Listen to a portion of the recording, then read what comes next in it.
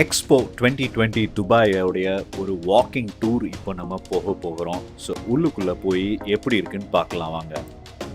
எக்ஸ்போக்குள்ளே போகிறதுக்கு முன்னாடி இந்த மேப்பை நம்ம கொஞ்சம் தெரிஞ்சுக்கலாம். இந்த ஏரியா வந்து மொத்தம் 4 ஜோனாக பிரிஞ்சிருக்கு. அண்ட் அதே மாதிரி இந்த எக்ஸ்போக்கு 4 பார்க்கிங் ஜோன் இருக்குது. வெவ்வேறு ஜோனை டிஃப்ரென்ஷியேட் பண்ணுற விதமாக கலர் ஐடென்டிஃபிகேஷன் கொடுக்குறாங்க. Orange, blue, green and pink.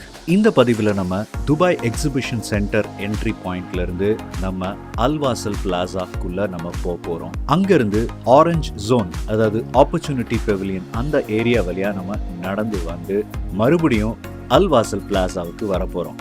Car பார்க்கிங்லேருந்து ஷட்டிலில் இறங்கி வந்தோம்னா இந்த துபாய் எக்ஸிபிஷன் சென்டர் வந்துடுவோம். ஸோ இந்த ஏரியாவில் இருக்கிற எஸ்கலேட்டரில் ஏறி நம்ம மேலே வந்தோம் அப்படின்னு சொன்னோம்னா லெஃப்ட் ஹேண்ட் சைடில் வந்து நம்ம பார்க்கும் பொழுது மெட்ரோலேருந்து வரவங்க வெளியில் வந்துட்டு இருக்கிறத நம்மளால் பார்க்க முடியும். அண்ட் அவங்களோட சேர்ந்து நம்ம எக்ஸ்போ உடைய என்ட்ரி பாயிண்ட் உள்ள நம்ம போகலாம். இந்த இடத்துல வந்து மெயினாக வந்து வேக்சினேஷன் அண்ட் டிக்கெட் காப்பியை வந்து செக் பண்ணுவாங்க. செக் பண்ணதுக்கப்புறம் நம்ம இந்த ஏரியாக்குள்ளே நம்ம சுற்றி நடந்து அதுக்கப்புறமா security check and face scanning இது ரெண்டுத்தையும் முடிஞ்சதுக்கப்புறம் இந்த பகுதியிலேருந்து நம்ம எக்ஸ்போக்குள்ளே நுழைஞ்சிட்டோம். ஸோ என்ட்ரன்ஸ்லேயே நீங்கள் ஒருவேளை சின்ன பிள்ளைங்களை கூட்டிகிட்டு வந்தீங்கன்னா கையில் வந்து அவங்க பேர் அண்ட் மொபைல் நம்பர் போட்டு ஒரு டேக் வந்து கொடுத்துருவாங்க.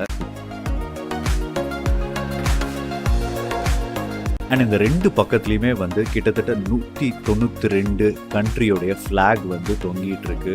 அண்ட் இவங்க எல்லாரும் இந்த எக்ஸ்போல பார்ட்டிசிபேட் பண்ணியிருக்காங்க. இந்த இடத்துல நின்றுட்டு இருக்கிறவங்க எல்லாம்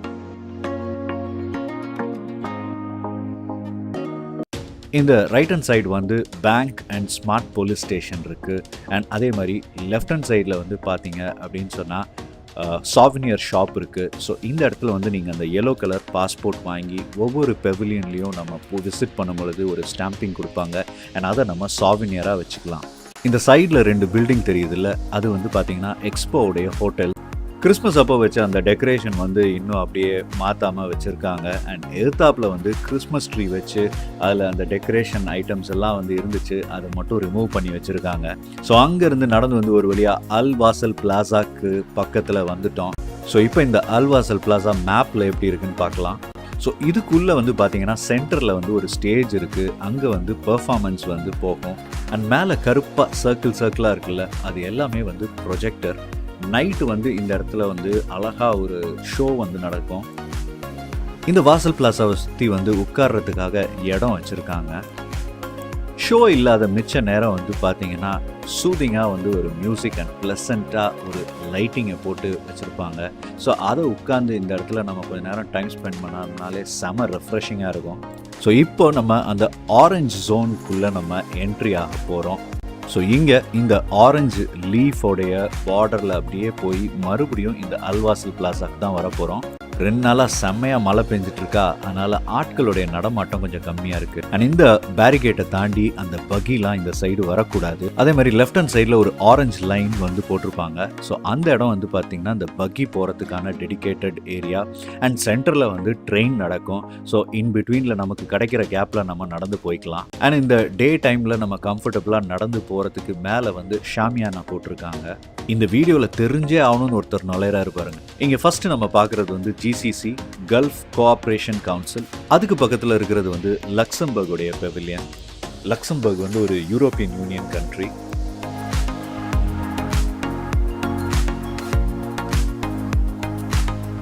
லக்சம்பர்க்கு எதிர்த்தாப்பில் வந்து நீங்கள் பார்த்தீங்கன்னா வெள்ளையாக ஒரு பில்டிங் இருக்கும். அண்ட் இந்த கட்டடத்துக்குள்ளே போனீங்கன்னு வச்சுக்கோங்களேன், நிறைய இனோவேஷன்ஸை குறித்து காமிப்பாங்க, எக்ஸ்பிளைன் பண்ணுவாங்க. அண்ட் இந்த இடத்துக்கு வந்து த குட் பிளேஸ் அப்படின்னு பேர் வச்சுருக்காங்க. இந்த குட் பிளேஸ்க்கு எதிர்த்தாப்பில் வந்து UK, அதாவது பிரிட்டிஷோடைய பெவிலியன் இருக்குது. இந்த பெவிலியனை பார்க்கும்போது உங்களுக்கு என்ன தோணுது? வழக்கமாக நல்ல கறிலாம் சாப்பிட்டு முடிச்சுட்டு நம்ம ஒன்று தேடுவோம் தெரியுமா, இந்த டூத் பிக் டப்பா. அது மாதிரி இல்லை கிட்டத்தட்ட. ஸோ இது ஒன்று வேர்டிங்ஸை வந்து டிஸ்பிளே பண்ணக்கூடிய போர்டு. ஃப்யூச்சரில் வந்து எர்த் டு அதர் பிளானட்ஸ் வந்து கம்யூனிகேஷன் நடக்கும் அப்படின்றத சொல்கிறாங்க. எல்லா ஜோன்லேயும் சென்டர் பகுதியில் வந்து பார்த்தீங்கன்னா சின்ன சின்ன பெவிலியன்ஸ்க்கு அந்த இடத்த கொடுத்துருக்காங்க. UK பெவிலியனுக்கு அடுத்தபடியாக என்ன இருக்குன்னு பார்த்தீங்கன்னா யுக்ரைனோடைய பெவிலியன் இருக்குது. அண்ட் இந்த யுக்ரைன் பெவிலியனுக்கும் UK பெவிலியனுக்கும் நடுவில் வந்து ஒரு ஃபுட் கவுண்டர்ஸ் அமைச்சிருக்காங்க.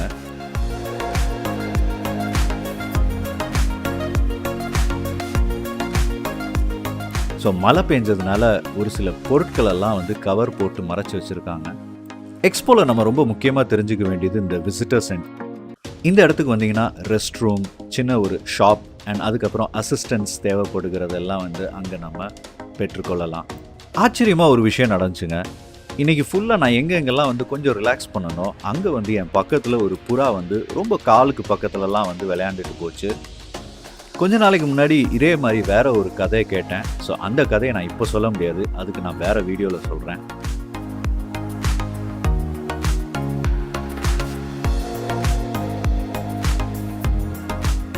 அந்த விசிட்டர் சென்டருக்கு பக்கத்தில் வந்து பார்த்தீங்கன்னா மொனாக்கோ அப்படின்ற கண்ட்ரியோடைய பெவிலியன் இருக்கு.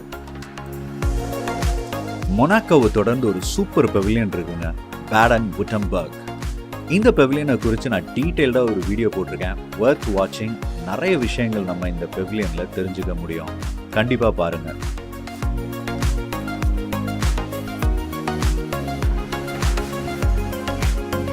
அந்த பேடன் வுட்டன்பர்க் பெவிலியனை தொடர்ந்து இந்தோனேஷியா பெவிலியன் இருக்கு. இந்தோனேஷியா வந்து ஸ்பைசஸ்க்கு ரொம்ப பிரபலமான கண்ட்ரி அப்படின்னு சொல்றாங்க. அண்ட் அவங்க வந்து பார்த்தீங்கன்னா மிச்ச கண்ட்ரீஸ்க்கு வந்து எக்ஸ்போர்ட் பண்ணுறதுல ஃபோக்கஸ் பண்ணிருக்காங்க. அதை தான் வந்து இங்கேயும் டிஸ்பிளேக்கு வச்சுருக்காங்க. இந்தோனேஷியா பெவிலியனுக்கு பக்கத்தில் வந்து லெபனன் ஒரு பெவிலியன் இருக்குது. அண்ட் அந்த லெபனன் பெவிலியனில் ஒருவேளை நீங்கள் விசிட் பண்ணும் பொழுது நிறைய க்யூ நின்றுட்டுருக்கு அப்படின்னு சொன்னால் அந்த க்யூவில் தயவுசெய்து நின்று டைம் வேஸ்ட் பண்ணாதீங்க, மிச்ச பெவிலியனை போய் பாருங்கள். லெபனன் பெவிலியனுக்கு அடுத்தபடியாக என்ன இருக்குன்னு பார்த்தீங்கன்னா பாகிஸ்தானுடைய பெவிலியன் இருக்குது. சூப்பருங்க, நல்லா பண்ணியிருக்காங்க. நிறையாவே வந்து இன்ட்ரெஸ்டிங்கான விஷயங்களை வந்து உள்ளே வந்து நமக்கு சொல்கிறாங்க. அண்ட் ஈவினிங்கில் வந்து பார்த்திங்கன்னா ஒரு பெர்ஃபார்மன்ஸ், டான்ஸ் அண்ட் அவங்க கல்ச்சரில் வந்து வெளிப்படுத்துகிற மாதிரி ஏதாவது ஒரு ஆக்டிவிட்டி வந்து எங்கே இப்போ நடந்துகிட்ருக்கு. அண்ட் ஆல்மோஸ்ட் முக்கால்வாசி பெவிலியன்ஸ்க்கு ஆப்போசிட்டில் வந்து பார்த்திங்கன்னா காஃபி ஷாப், ஐஸ்கிரீம் ஷாப் ஏதாவது ஒன்று இருந்துக்கிட்டு தான் இருக்குது. இந்த எக்ஸ்போக்குள்ளே வந்து ரியல் டைம் ரோபோட்ஸ் வந்து நிறைய வந்து சர்வ் பண்ணிகிட்டு இருக்கு. அண்ட் அந்த ரோபோட்ஸோடைய ஒரு மாடல் ஆர் ஸ்டாச்சுவை தான் இந்த இடத்துல வச்சு எக்ஸ்பிளைன் பண்ணுறாங்க. இந்த த்ராஷ் பின்ஸ் வந்து குப்பையை வந்து கம்ப்ரெஸ் பண்ணி கலெக்ட் பண்ணி வைக்குது. ஸ்டார்டிங் ஆஃப் த டேல தாங்க ஆட்கள் நடமாட்டம் கம்மியாக இருந்துச்சு, மத்தியானத்துக்கு அப்புறம் செம்ம கூட்டம். பஹ்ரைன் பெவிலியன் நான் விசிட் பண்ணும்போது ரொம்ப என்ஜாய் பண்ணி இந்த பெவிலியனில் வந்து நான் வீடியோ எடுத்தேன், முடிஞ்சால் அதை பாருங்கள்.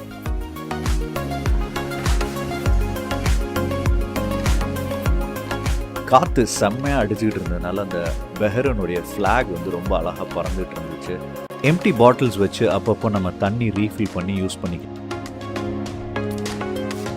எக்ஸ்போக்குள்ளே பார்த்ததுலேயே வந்து சின்ன பெவிலியன் அப்படின்னு சொன்னோன்னா இந்த ஈராக்குடைய பெவிலியன் தான். இந்த பெவிலியன்லேயும் விசிட் பண்ணி பார்க்குற அளவுக்கு ஒன்றும் பெருசாக இல்லை, ஆனால் இவங்களோட ஹிஸ்ட்ரியை ஒரு சின்ன ஷார்ட் வீடியோவை பார்த்து தெரிஞ்சுக்கலாம். அண்ட் இந்த பகுதியில் கடைசி பெவிலியனாக இருக்கிறது வந்து பார்த்தீங்கன்னா ராயல் ப்ரூனேயோடைய பெவிலியன்.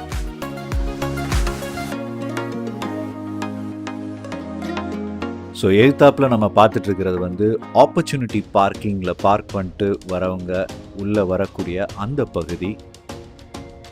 இந்த வின்டர் சீசனை டிபிக் பண்ணுற விதமாக அங்கே வந்து ஒரு ஹவுஸ் அண்ட் அதுக்கு மேலே ஸ்னோ அண்ட் அங்கே ஸ்னோமேன் இதெல்லாம் வச்சு அழகுபடுத்தி வச்சுருந்தாங்க. இங்கேருந்து எதிர்த்தாப்பில் அந்த ப்ரௌன் கலர் பில்டிங் தெரியுதுல, அது வந்து ஆப்பர்ச்சுனிட்டி பெவிலியன். அண்ட் அங்கே வந்து த குட் பிளேஸில் பார்த்த விஷயங்களை இன்னும் டீட்டெயில்டாக எக்ஸ்பிளைன் பண்ணுவாங்க. நார்வே பெவிலியனே ஒரு ஷிப் மாதிரி டிசைன் பண்ணியிருக்காங்க.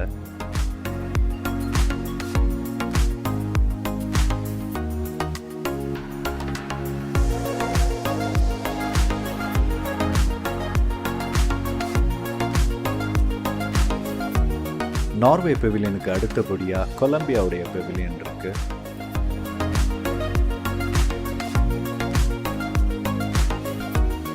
வெளியிலேருந்து கொலம்பியா பெவிலியன் பார்க்குறதுக்கு ரொம்ப அழகாகவும் அட்டகாசமாக தெரியுது. உள்ளுக்குள்ளே போனீங்கன்னு வச்சுக்கோங்களேன், அங்கே வந்து சில ப்ரெசன்டேஷன்ஸ், வீடியோ டிஸ்பிளே இந்த மாதிரி தான் அங்கே வந்து பார்க்க முடியும்.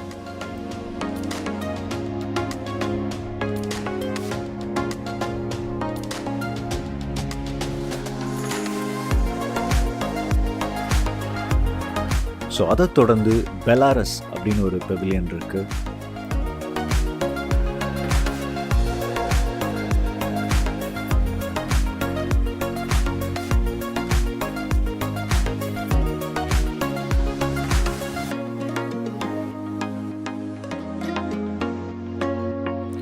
சைனா பெவிலியன் பகல் நேரத்தில் பார்க்குறதுக்கு ரொம்ப சிம்பிளாக இருக்குது. ஆனால் நைட் வந்து colourful lights and drone show அப்படின்னு ரொம்ப அட்டகாசமாக வச்சுருக்காங்க. அண்ட் உள்ளுக்குள்ளேயுமே வந்து அவங்க எவ்வளவு அட்வான்ஸ்டாக இருக்காங்க அப்படின்றத உலகத்துக்கு காமிக்கிறாங்க.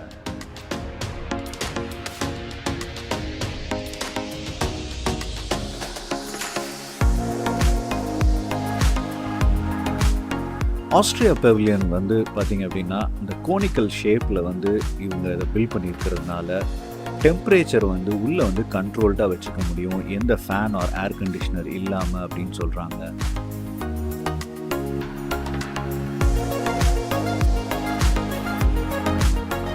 அண்ட் சுவிட்சர்லாந்து பெவிலியனுக்குள்ளே போனீங்கன்னு வச்சுக்கோங்களேன், ஒரு அட்டகாசமான ஃபாக் மவுண்டன் கிளைம்பிங் எக்ஸ்பீரியன்ஸ் கொடுக்குறாங்க. அண்ட் அதோடு கூட உள்ள நிறைய வேல்யூபிள் இன்ஃபர்மேஷனை வந்து ப்ரொவைட் பண்ணுறாங்க.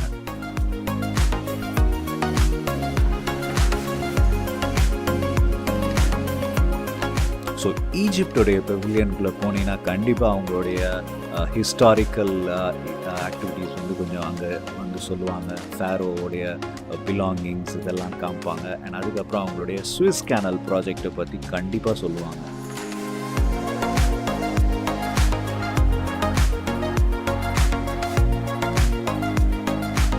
அண்ட் அதை தொடர்ந்து இந்த எக்ஸ்போவில் 3 வேர்ல்ட் ரெக்கார்ட் செஞ்ச சவுதி அரேபியா பெவிலியன் இருக்கு.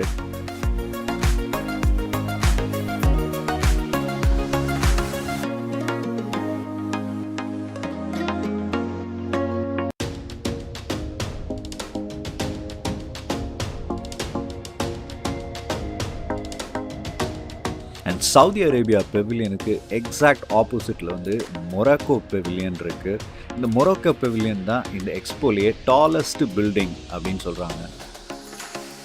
ஸோ இந்த சவுதி அரேபியா பெவிலியனுக்கு அந்த சைட்லாம் ஒரு சில பெவிலியன் இருக்குது. அதெல்லாம் வந்து பிங்க் ரீஜனில் வரும். நம்ம அதை வருகிற வீடியோஸில் பார்க்கலாம். அண்ட் இப்போ இந்த ரைட் ஹேண்ட் சைடில் நம்ம வந்து சின்ன சின்ன பெவிலியன்ஸ்லாம் இருக்குது, அங்கேயும் நம்ம போய் விசிட் பண்ண முடியும்.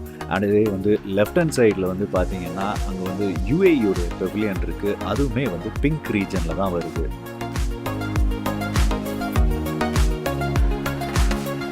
ஆனால் போகிற வழியில் இந்த பெவிலியனுக்கு எவ்வளோ கும்பல் இருக்காங்க அப்படின்றத பார்த்துக்கிட்டே நம்மளால் போக முடியும்.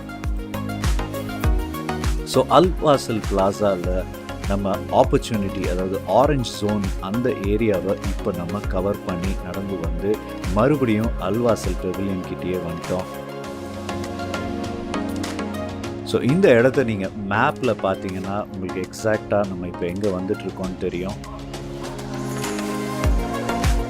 ஆக்சுவலாக ஃபஸ்ட்டு நம்ம இந்த அல்வாசல் பிளாசாக்குள்ளே வந்தபோது ஒரு கான்செப்ட் மாதிரி பண்ணிகிட்டு இருந்தாங்க.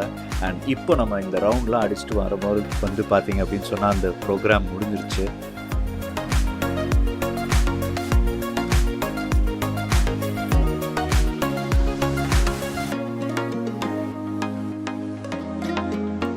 ஸோ தொடர்ந்து அல்வாசல் பிளாசாவிலேருந்து நம்ம ப்ளூ ரீஜன், அதாவது மொபிலிட்டி ரீஜனுக்கு நம்ம ட்ராவல் கண்டினியூ பண்ணலாம்.